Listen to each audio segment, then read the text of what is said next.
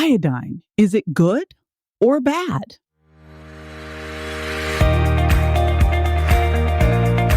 This is JJ Virgin, 4-time New York Times bestselling author, celebrity nutrition expert, and fitness Hall of Famer. I've been on a lifelong quest for answers to the toughest health questions. And now I'm sharing what I found with you. Welcome to Ask the Health Expert. Jason from Facebook asks, is iodine good or bad?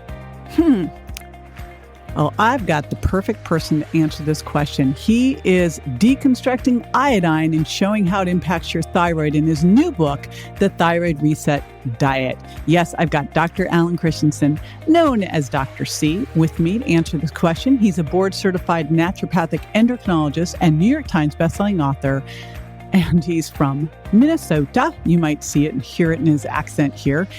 24 years ago, he fell in love with his awesome wife, Karen, at first sight, and they decided to get married on their first date. It's just so sweet. We'll be right back with the answer. Stay with us.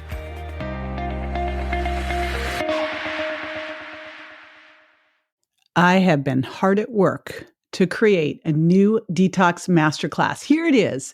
It is the 5 biggest diet mistakes that are keeping you from losing the weight and feeling great. And more importantly, how you can fix them fast. And this is your personal invitation from me to you to come for free on May 6th. And you can do that by going to jjvirgin.com/detox to claim your seat. Again, it's the 5 biggest diet mistakes that are keeping you from losing the weight and feeling great and how to fix them fast. I'll see you on May 6th.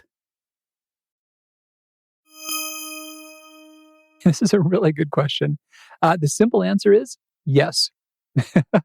It is good or bad. So no, we need iodine for thyroid function. It is an essential nutrient. And it's not a common outcome anymore, but it is possible that one could get too little.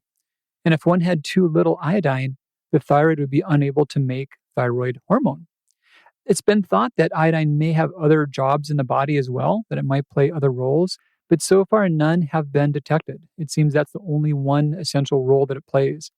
And that's pretty weird. If you were to name any other nutrient you could think of, there are dozens, and in many cases, hundreds of important roles that they play within the body. But nope, not for iodine. It plays just one. Now, the paradox is that it can also be harmful.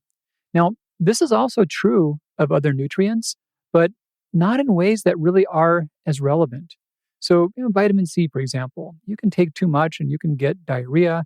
There may be a possible tiny risk of kidney stones with high doses, but these are really not big problems. They don't lead to lasting issues, and they don't really affect that many people. And similar things could be said of the bad side of most other nutrients. But with thyroid disease, it's really different. So what happens with iodine is that because it just has one role to play in the body, and because the amounts of it are so infinitesimal, it's concentrated. So every speck that gets in your blood is highly concentrated within your thyroid. Well, that's great. But the pitfall here is that when it concentrates, if you get a lot in your body, you can concentrate too much in your thyroid. And so to prevent that, a high amount of iodine makes your thyroid shut off. You actually quit doing things with your thyroid. And if you keep getting too much, it can cause the gland to get damaged. So the bizarre thing is that too little iodine is one of the more common causes of thyroid disease, but the most common cause is too much iodine. So what happens is that every single person, there's a point at where if you kept lowering and lowering and lowering their iodine, they would be deficient and they would get thyroid disease. And for every single person, if you kept raising and raising and raising their iodine, there'd be a point at which it would be too much. And the first signs of harm would be impairments to thyroid function. If you kept raising it, it would damage the kidneys and the liver. It's actually fatal at overdose amounts.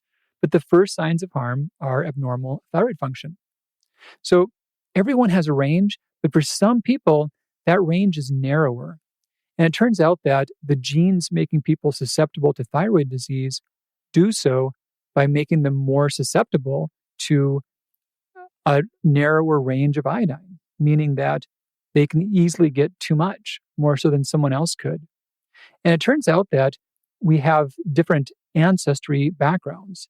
And some of us, the bulk of our ancestors, were in coastal areas where iodine was abundant, and our body got used to dealing with the occasional excess. Others were not like that. A lot of our ancestors were in areas that weren't coastal. They were more inland, more mountainous, more by lakes. And the genes that did well there were genes that could run well on the tiniest little speck of iodine. But that variation was vulnerable to high amounts because it just didn't happen. They weren't really calibrated for it. So when someone that has the genes to do well in a low iodine environment is exposed to higher amounts, they get thyroid disease. And it turns out that those high amounts are not very high. They're amounts that are pretty common that people can reach even in the modern world. So yeah, this individuality makes it to where slight variations can be an issue, and even fluctuations. So even if you're staying inside that healthy window, but your levels fluctuate a lot, that can also be a trigger for thyroid disease. We saw this in Denmark. So in the year 2000, Denmark was the last major industrial nation to fortify their salt with iodine. And they did it perfectly. They went from a low amount up by an average of 50 micrograms to an appropriate amount. Yet for 16 years that they tracked it, they saw an average annual increase of thyroid disease by about 50%. So that's the paradox of iodine, is that too little is harmful, too much is harmful, and big fluctuations are harmful. So that's why I say that, yes, it is good or bad. The amounts are exacting. This is JJ with Ask the Health Expert. I do this 5 times a week, so make sure you never miss a show by going to subscribetoJJ.com.